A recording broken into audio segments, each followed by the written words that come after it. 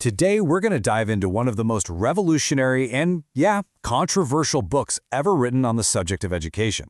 We're talking about Jean-Jacques Rousseau's Emile. And look, this isn't just some old dusty book. It's a radical thought experiment from 1762 that pretty much turned everything people thought about raising kids completely on its head.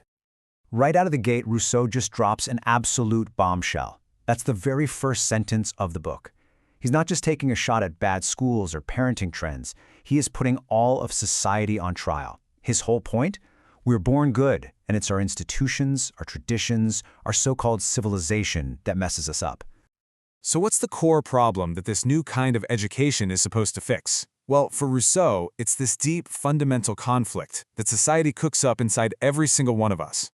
He basically says we're being torn in two different directions. There's our natural self, who we're meant to be, and then there's the social self, who society needs us to be, and we're caught in this constant, miserable tug-of-war between the two.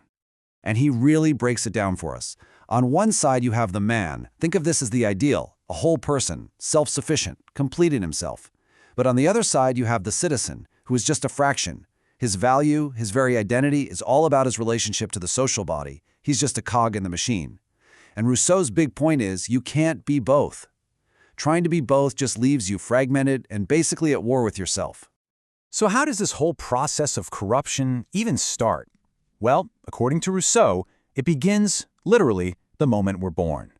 Let's take a look at how he says society forges our very first chains. Rousseau gives us this really powerful, almost gut punch of an example: swaddling clothes. I mean, just picture it.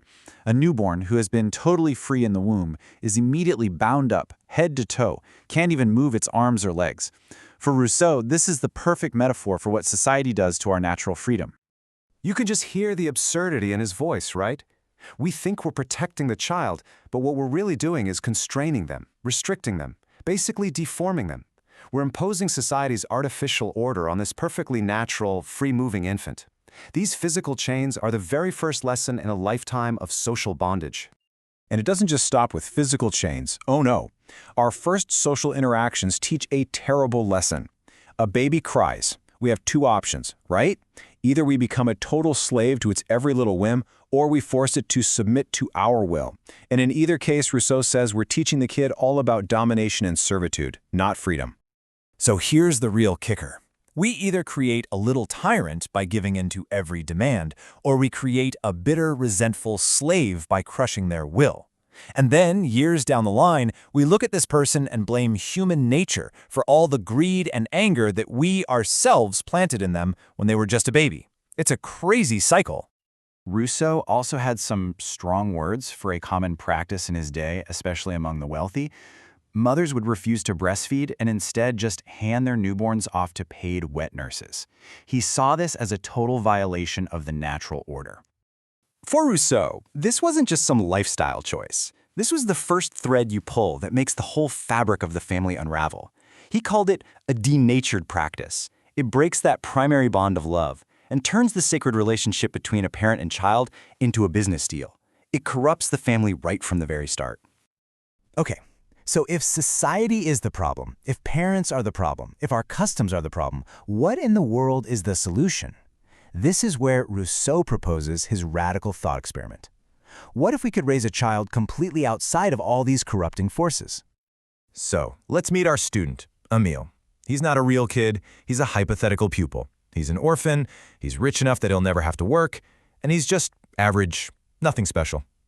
And his education will be guided by one person. A tutor, basically Rousseau himself, who will design an entire world for him where he can follow the path of nature, not the path of society. And this right here is the absolute key to the whole project. It's called negative education. Now, the tutor's job isn't to cram Emile's head full of facts and morals from books. It's actually the complete opposite. His main job is to act like a guardian, to create a protective bubble around Emile to shield his naturally good heart from all the errors and vices of the world. All the learning is going to come from things, from experience, from necessity, not from what other people tell him. So what does this negative education thing actually look like in practice? Let's dig into one of the most famous examples from the entire book to see how it works. So think about it. How would you teach a kid about something as abstract as property? You could try to give them a lecture, maybe explain some philosophy, but Rousseau would say that's totally useless. Those words mean nothing to a kid. So, what does the tutor do with Emile? The tutor doesn't talk, he orchestrates. First, he helps Emile plant some beans. He lets him do the work, get his hands dirty, and feel that amazing sense of pride and ownership. Then, the drama. Emile comes back one day to find his precious bean sprouts all ripped up. He is furious. He feels injustice for the first time in his life. Someone stole his stuff. But then comes the twist. The gardener, Robert, shows up and explains that Emile planted his beans right on top of the spot where Robert had already planted his rare, valuable melons. And in that one moment, Emile doesn't just hear about property, he feels it from both sides of the argument. He understands, deep in his bones, that property comes from prior labor. You could never, ever teach that in a classroom. All right, so we've gone through this wild, radical experiment. What's the big takeaway for us today? Living in a world that's so different from Rousseau's. So if we just boil it all down, here's what Rousseau is really challenging us with. First, this massive idea that people are naturally good and it's our society that makes us bad.